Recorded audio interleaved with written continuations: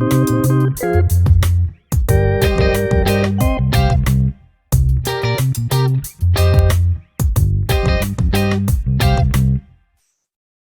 Hey everyone, good afternoon. Welcome to the fifth talk in our guest speaker series for the Summer of Bitcoin. I'm Adi, founder at Summer of Bitcoin. We are here to help university students learn about and contribute to the Bitcoin open source ecosystem. Today, I'm really excited to have Will with us. Will is a very active member of the Bitcoin community. He is a self-taught programmer, by the way, which I think will surprise a lot of you. And in a very short period of time, he has started contributing to the community. And lately, he's been working on Lightning Network, which is what he's going to talk about. And he's working on Lightning Network, especially over low bandwidth or mesh networks with the Lot 49 team. If that sounds gibberish, I will let Will talk his book. But what Will is doing and the team at Lot 49 is doing is really sort of making Bitcoin and the network much more censorship resistant and also great for payments. So with that, Will, I'm going to hand it over to you. Take it away. Thanks very much for the kind introduction, Adi. Let me just share my screen and then we can get started.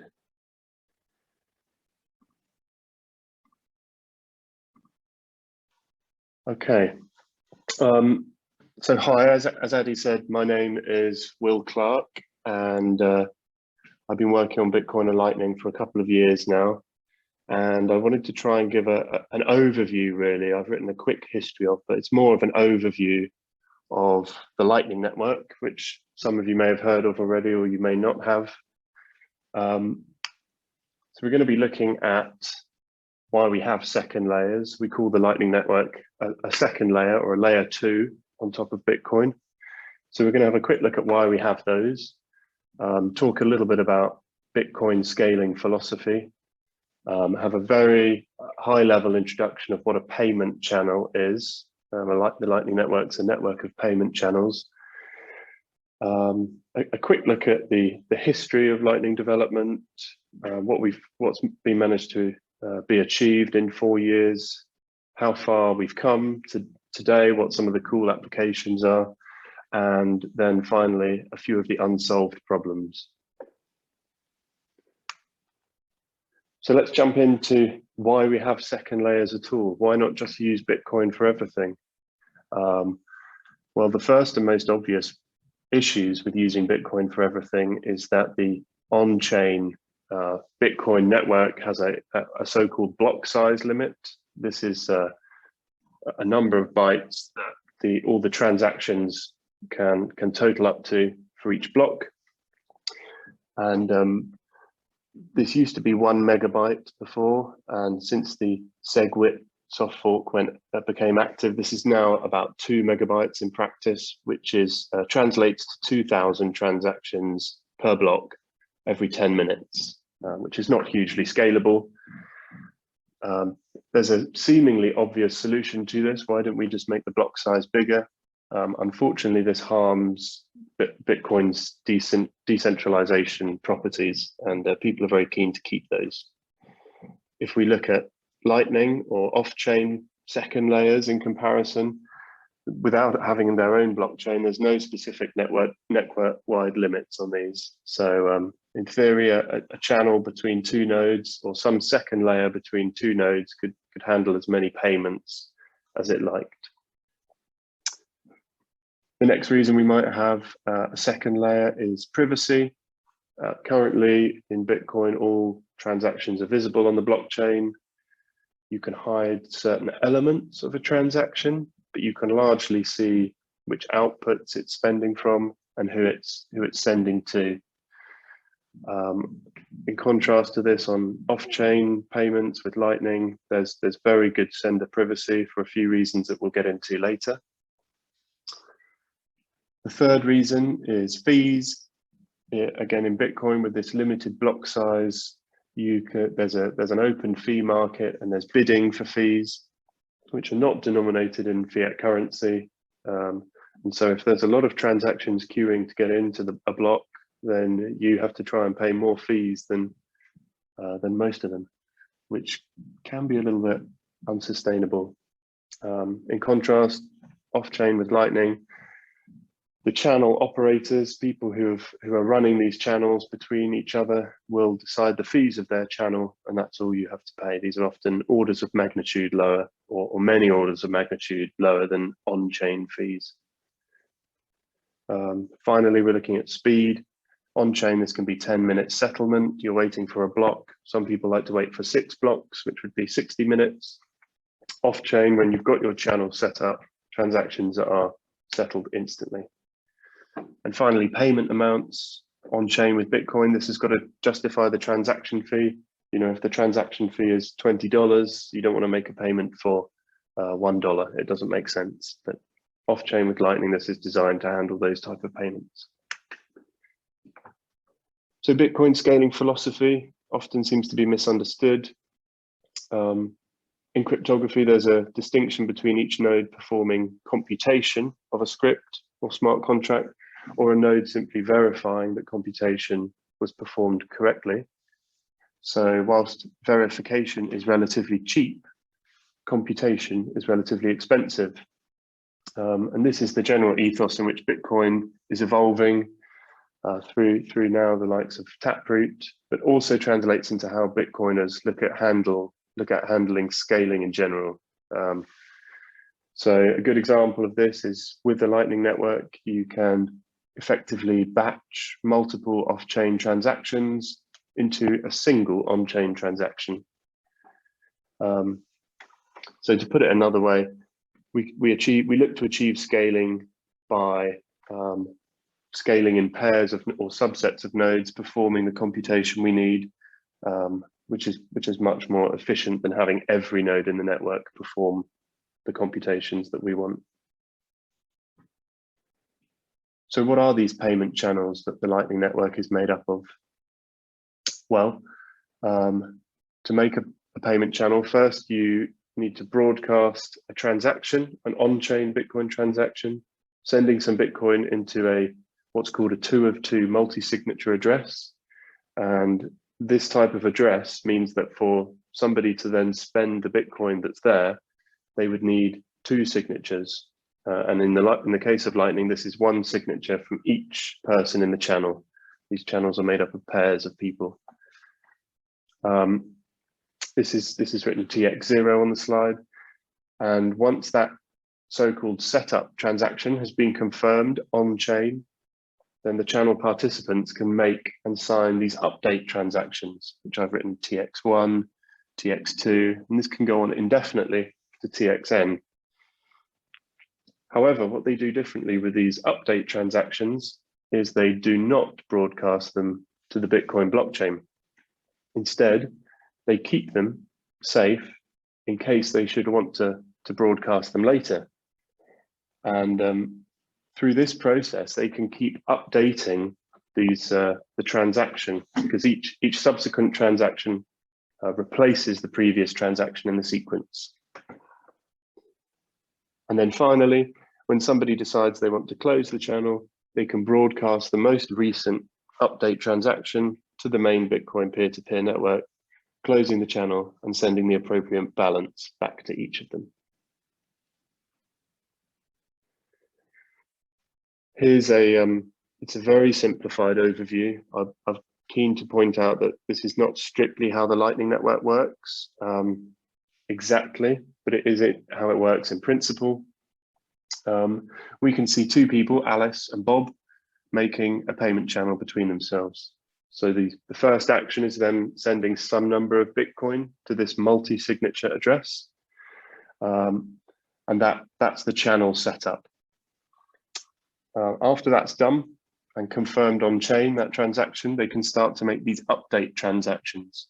So first they would make transaction 0, and which might send some Bitcoin from Alice to Bob, and they don't broadcast this.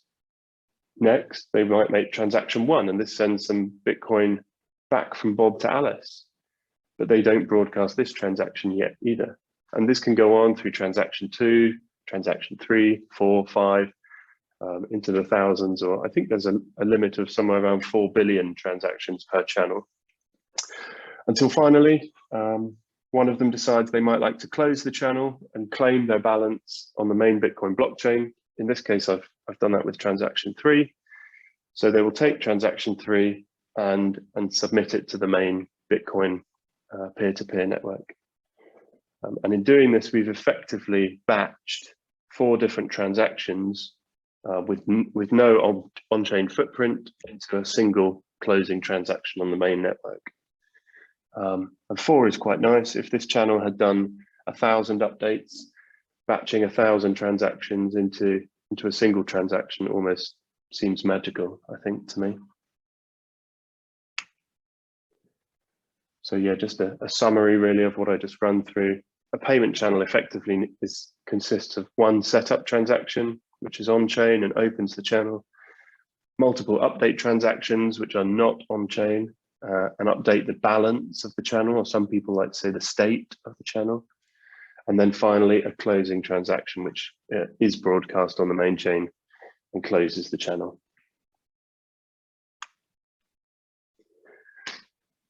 So there have been various iterations of payment channels over the years. Some of the first ones were single directional, and there's various other combinations of time locks and schemes that were proposed or even fleshed out and tested.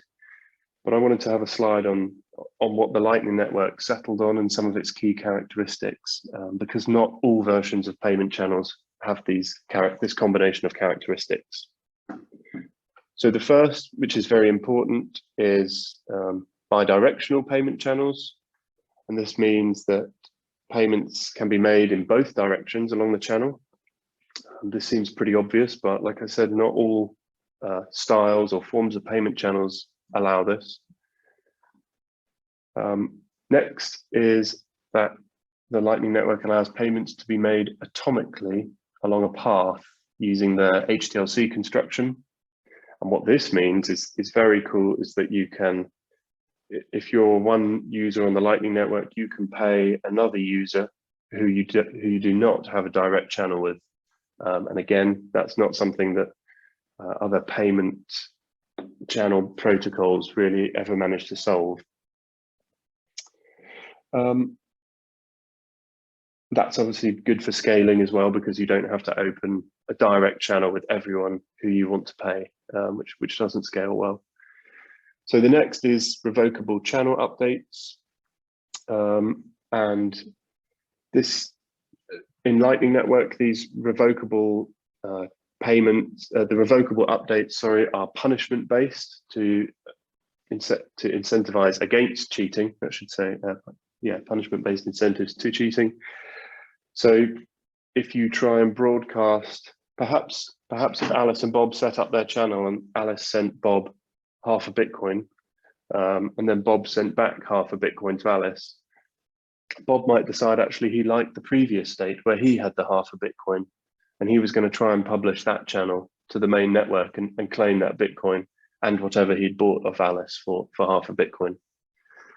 In the Lightning Network, it has quite a unique punishment-based system where Alice would be able to prove that Bob was using an old version of the channel state and actually punish Bob by claiming the entire balance of the channel.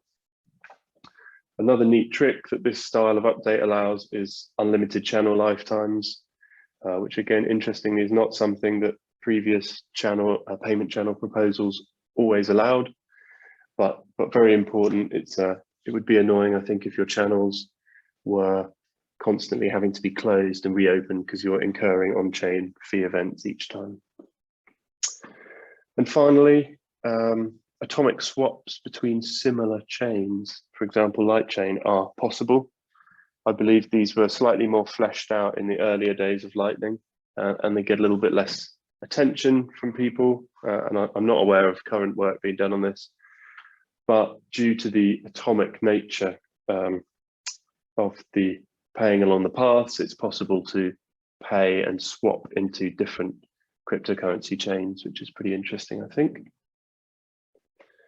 I'm going to quickly, how do I look at the questions? I can, so there's one question, I can read it out for yes. you. So Harsh is asking, whenever trading happens on any crypto exchange, is it the second layer of change that is doing the trading, or are there more layers? Right, that's a good question. I suppose we might have to clarify that this is a different type of second layer to a crypto exchange.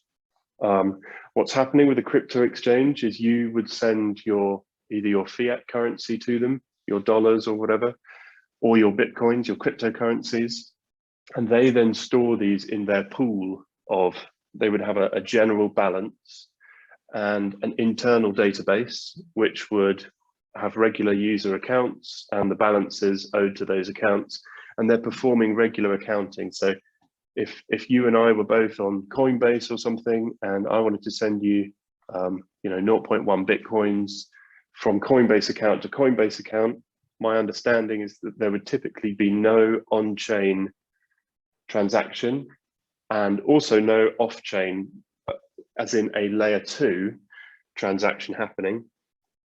What there would be is an off-chain, as in an internal Coinbase database update being done. So Coinbase would simply look at their database and say, oh, this customer wants to give this one some money, and they would debit and credit the balances as with normal accounting. But today I'm more talking about trustless layer 2 solutions built on top of Bitcoin rather than a more centralized off-chain. I guess some of the difficulty there is the terminology second layer and off-chain can be used interchangeably, and off-chain is certainly applicable to the Coinbase database, but second layer perhaps would be more correct for what I'm talking about today. So I hope that answers the question, and let me know if it doesn't. And as it's there's one more. Let's go for one more. Right. So Sriram is asking, when you open a channel, both Alice and Bob pull in a few Bitcoins, which is the total money in the channel. Doesn't this lock out either Alice or Bob from using those coins outside the channel? That's a great question as well. Yes, it does, but only on chain.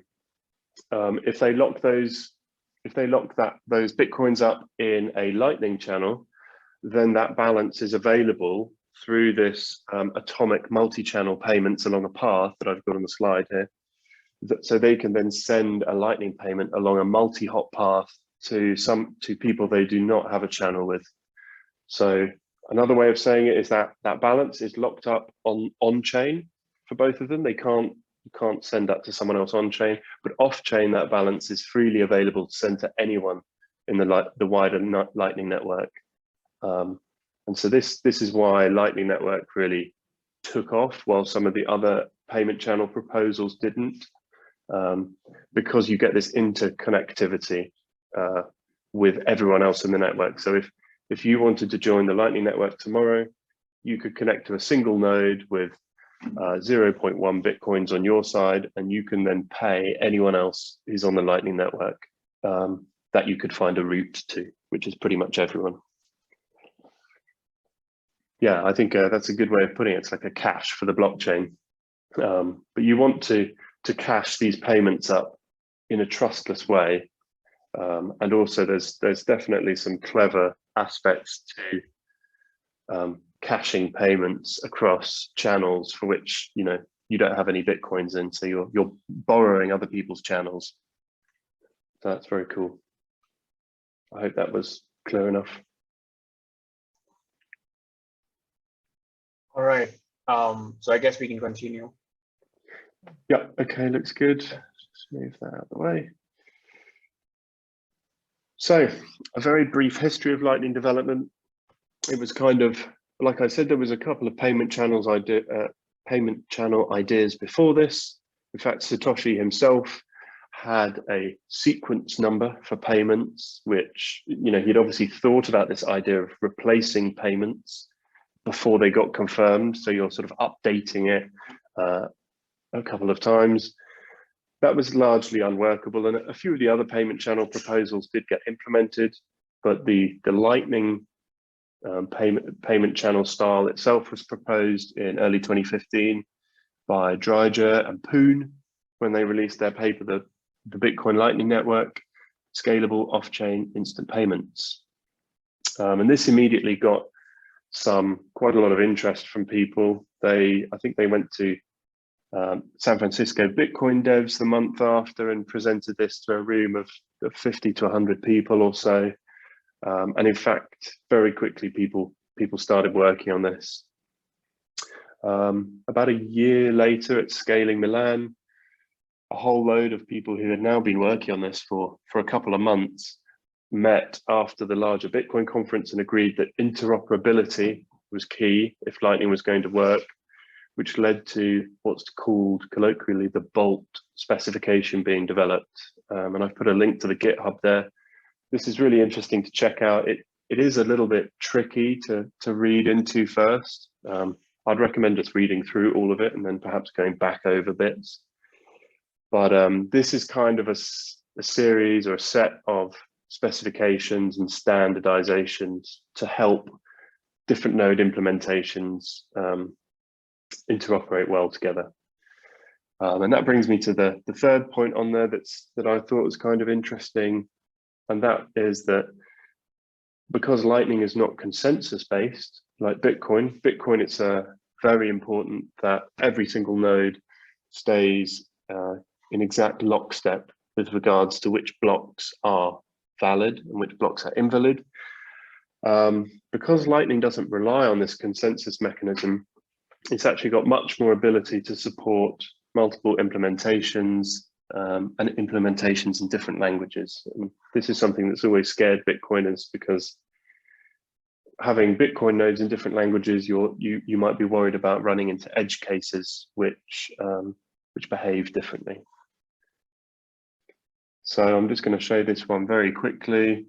You can see a sort of rough timeline of how quickly these implementations got up and running, and that there's now a whole range of languages that they've been implemented in to suit different developers who are able to contribute in different ways.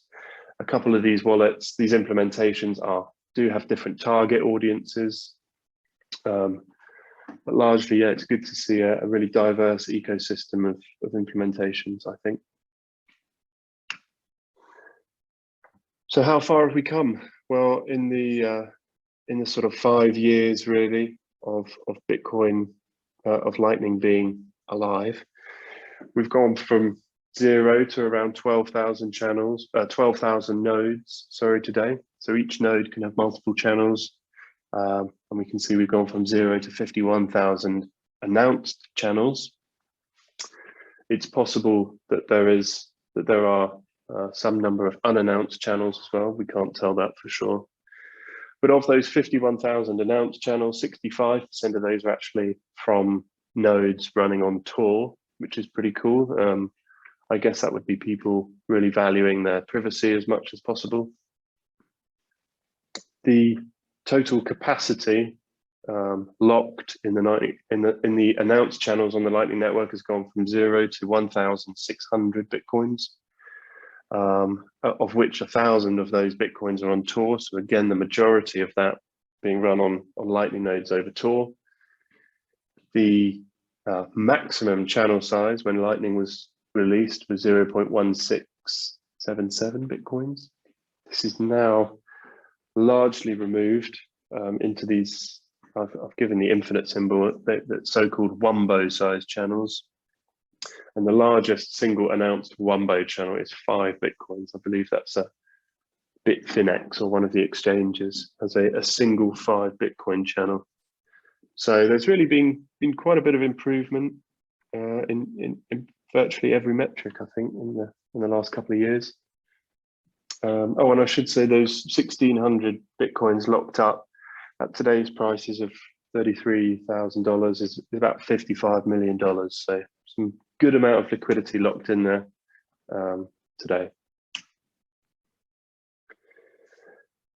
So how far have we come? What's been built on it? Well, there's people looking really at all areas now. Zebedee are offering in-gaming Lightning payments and rewards. I've seen them doing stuff with Counter-Strike, if anyone's familiar with that. LN URL Auth has got a sort of authentication scheme using Lightning nodes and Lightning pub keys and stuff, which is pretty cool. So you can log into websites and things using that.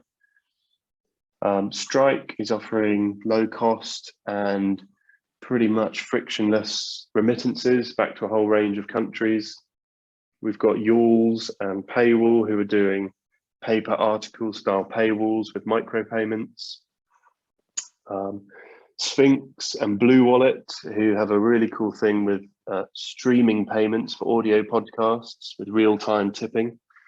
And just to be clear, you know, like lots of these things, you could build the equivalent service on Bitcoin, but waiting 10 minutes for a transaction to confirm, in addition to, you know, maybe paying a $10, $15, $20 transaction fee for each transaction, just means they're not really workable. So like, for example, this Sphinx and Blue Wallet, you can stream, you know, 1 Satoshi per minute as you're listening to a podcast, which is really, really cool. There's a whole load of native messaging apps: KeySend, Juggernaut, Onion Message, WhatsApp, Sphinx. And I call these native messaging because they actually leverage the messaging protocol of the Bitcoin network to send messages of the Lightning network, sorry, to send messages within the Lightning network. Zebedee does live Twitch tips, and LNTX bot has a really cool Telegram bot and wallet. So check all of those out if that's anything you're interested in. So unsolved problems. Unfortunately, it's not all great in the Lightning world. There's still a couple of problems which need solving. Perhaps a few of you guys listening today will be the ones to solve them. That would be fantastic. So let's run through a few of these. Firstly, onboarding. Users onboarding today is not too bad. The blockchain, the mempool to get into the blockchain is not too congested, but users do need you need an on-chain unspent transaction, a UTXO, to set up a channel. It also requires one on-chain transaction to open a channel and another one to close. And like we talked about with the limited block space, this can certainly be a barrier. In addition to this, if you can't guarantee that your closing transaction will get confirmed, there is a slight risk of theft, which is an interesting problem to look into. So really getting those transactions confirmed quickly, especially the closing one, is very, very important. I know Lightning Labs have been working on this with their sidecar channels, which allow people without an on-chain UTXO to buy or rent a channel from a pool of supply, which is quite a cool sounding solution. So channel liquidity can be a bit of an issue too. The best way to think of channel balances in Lightning that I've heard of is as beads on an abacus. That's to say there's a fixed number of them, which is fixed when you open the channel, and they can only be at one side or at the other. And if they're all at the other side of the abacus, then no more beads can flow in that direction. This is exactly the same with a Lightning channel. You know, if all of the Bitcoin is already on one side, then nobody can make a payment in that direction along the channel. It is possible to change the size of the channel, but this requires closing and reopening it, which needs some number of on-chain transactions, which costs you money, and it is not ideal. There is a proposal called splicing, which is, I think it may have been implemented by C Lightning, but it's certainly open and very new, which helps to make this a little bit more seamless and use fewer on-chain transactions. But there's still not really a full solution to this liquidity issue. Routing is the next unsolved problem. As I mentioned earlier, Lightning payments can use routes along multiple channels, which lets you pay different users who don't share a channel with you, which is obviously very, very cool. However, this route finding or path finding can present some problems. The way these problems arise is that channels can differ in fees and latency, and the routes that you select may differ in the number of hops. The most difficult aspect of it of all is that the channel balance is not public. So you don't know which side of the abacus the beads are on. Or in the Lightning channel, you don't know which side of the channel the Bitcoin is currently on. You can see the value of the channel when it was opened, but you don't know where the beads or where the Bitcoins are at the moment. So you might choose a channel as part of your route and find it's not got enough capacity in the direction you want. To make this a little bit harder, to make this problem harder still, the error messages returned by Lightning nodes are pretty cryptic and don't detail the exact issue to try and boost privacy. So if they detail the specific issue, you'd be giving away a lot of information about your channel. So they don't do this, but this makes your job as a route finder or a path finder harder. Another potential routing problem, once you've sent a payment and tried a route, you can't then cancel that payment. It must fail back, or you must wait for a timeout. This means if the routing issue is the latency of the channel, perhaps a peer is very slow, perhaps they're being slow on purpose to be annoying, or they might have a network issue. Either way, if you try and simply make the payment again because you want it to go through in 1 second, you may end up paying twice, as the path, the original payment may still go through. You can't cancel it. It is possible to split your payments up atomically. There's a proposal for this called Atomic Multipath Payments, or AMP, and this tries to increase the likelihood of your payment succeeding by splitting it up into multiple smaller payments in an atomic way, so that liquidity issues are run into less often.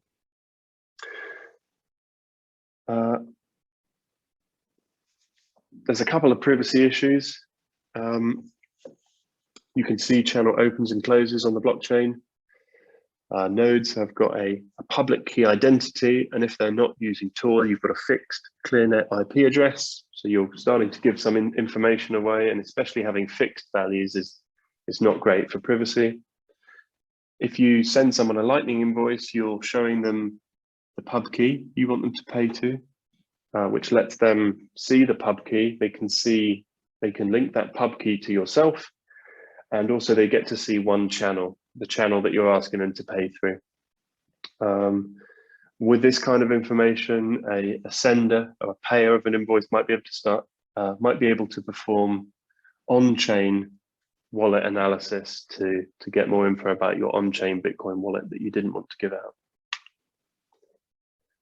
Secondly, and just quickly, because I'm at 30 minutes now, there's a concept of private channels, which sounds fantastic. However, perhaps they would have been better to be called unannounced channels. You don't really gain a great deal of privacy. The best property of them is that nodes won't gossip information about your channel around the network.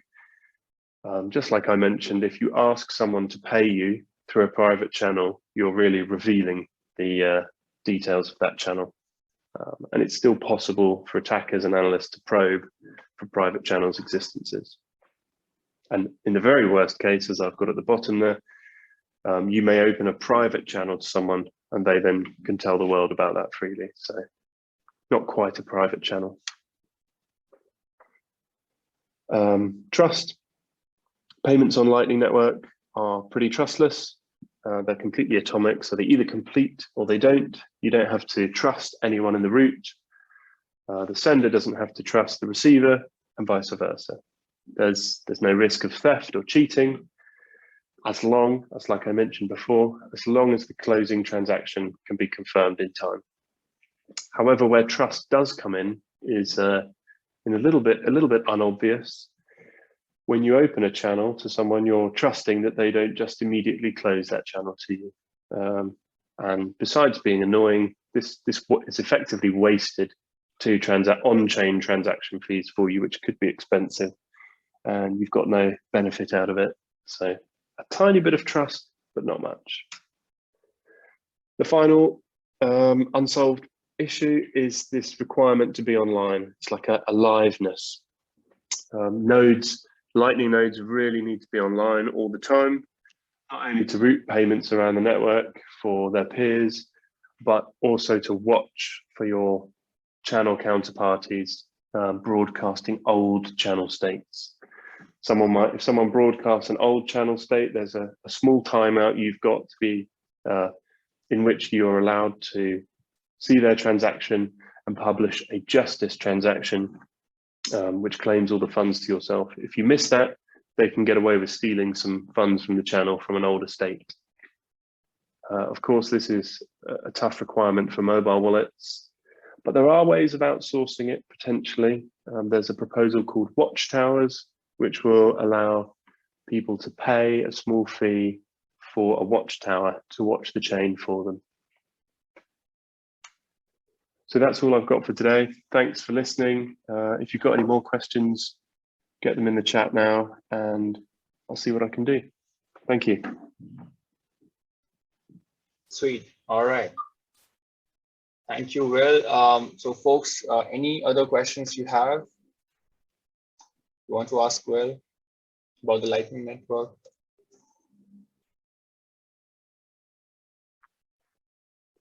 Of course, if anyone thinks of any later, then I'm happy for you to find me offline and ask them there as well. More than happy to do that. Cool. There is a question about Watchtowers. Could you please tell us more about Watchtowers? Yeah, sure. I'm not too familiar with them myself, so I may get some details wrong here, but I believe the basic idea is whilst you're making payments, your node will naturally be online. So every time you make a payment through your channel, you'll send some details of the payment to a watchtower who is always online, and it'll then be their job to look out for this for an earlier version of this transaction on chain. And there's a sneaky privacy trick in which you send them only part of the data, and they can check each block and find the full transaction ID from the block. But the node will then should receive this basically a copy of the latest update transaction from you. And then when you go offline, it'll be monitoring for old versions of this. If it sees one, the way, as I understand it, it's incentivized for it to actually publish the justice transaction on your behalf, is that there will be an output for it in the transaction. So you'll say, if you see an old version of my channel being published, here's the justice transaction you should publish on my behalf. And as you can see, I've added an extra output, so some of it will go to you. And in that way, the watchtower is in theory incentivized to watch out for it on your behalf. But there's still some open issues with the incentives there, because they may be watching and never need to do anything for you. So that's the general idea. It's very interesting. I'd recommend looking up and having a read of a few articles online. All right. So Sriram is curious to know about your journey of learning to program on your own and becoming a self-taught programmer, and how you started contributing to Bitcoin. Maybe you can also add your own journey into the Bitcoin rabbit hole. Cool. The Bitcoin rabbit holes, it was the result actually of an argument with an old housemate many years ago now. I don't know, 2014 or 15. And he was trying to tell me that there was a way you could pay people anonymously online. And I was trying to tell him that I know enough about the internet to know that that's not possible. They can just track your, the IP packets or whatever, the TCP IP packets. And anyway, I followed his advice to look into Bitcoin and fell down the rabbit hole pretty quickly. But at the time, I was a materials engineer. I'd always been very into computers, but I didn't know any programming. And eventually, after 7 years of that and getting, really turning Bitcoin into my life by that point, I decided I absolutely had to learn programming in a Bitcoin context, full-time if possible. And there's a guy in the Bitcoin space called Justin Moon, who was offering a Learn Python in the context of Bitcoin programming course, who I was very lucky to meet at a conference. And in early 2017, I quit my job and learned Python and Bitcoin programming really full-time ever since then. And about a year later, I got in contact with Richard Myers from GoTenor, who was looking for some work, just a bit of contract work to help him flesh out Lightning over mesh networks. And we really gelled, had a good chat about Bitcoin and Lightning. And I had a contract then with them for, I think it went for about 14 months after that. And so since then, I've been very lucky to do the chain code remote seminars in January of this year, and then April, May. And really looking now to start contributing to Bitcoin Core and maybe Bitcoin education a little bit as well. So that's my journey, I guess. Amazing.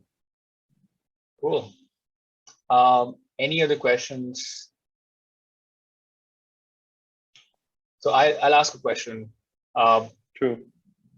Maybe on behalf of students, I think maybe it may be relevant to all of us here. So as a beginner, how would you go about? What would you advise someone on if they want to contribute to Bitcoin Core or Lightning?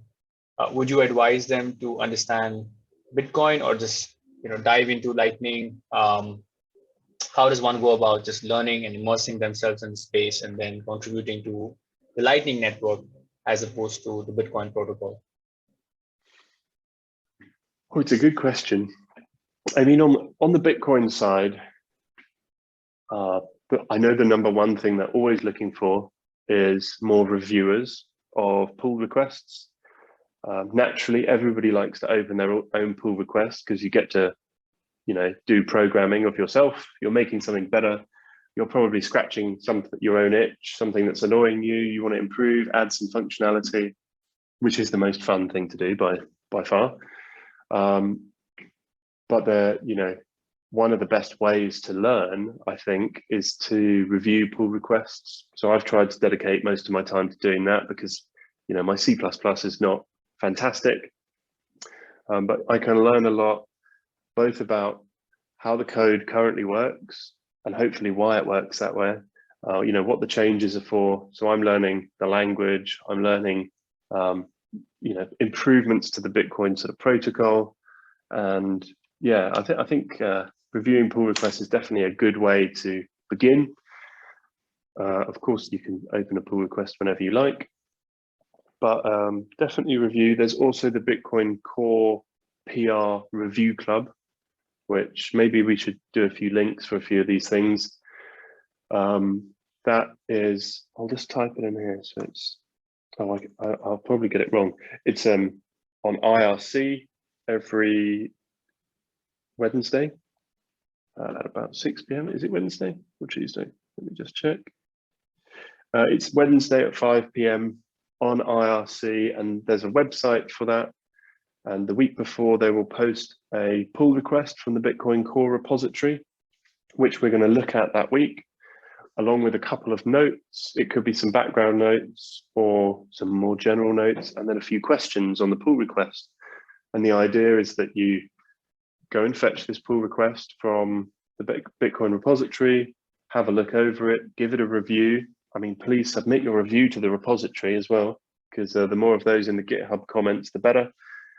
And then join in for 45 minutes or an hour and discuss the pull request, ask all your questions.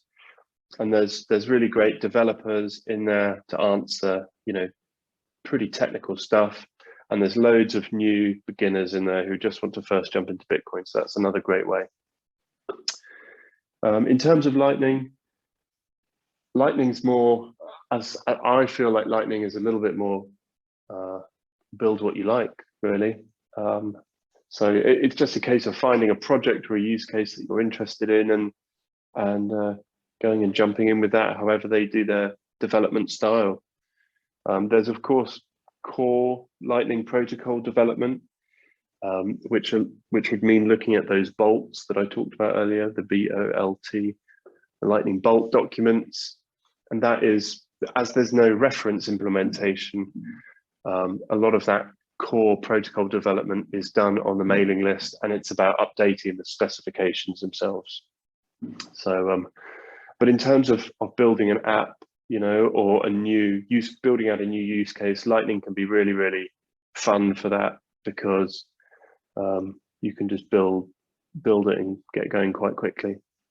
So yeah, I hope that had a bit of information. I think maybe giving out a couple of links might be a good idea for that. I don't know if you can do that, Eddie. I could send you a few afterwards.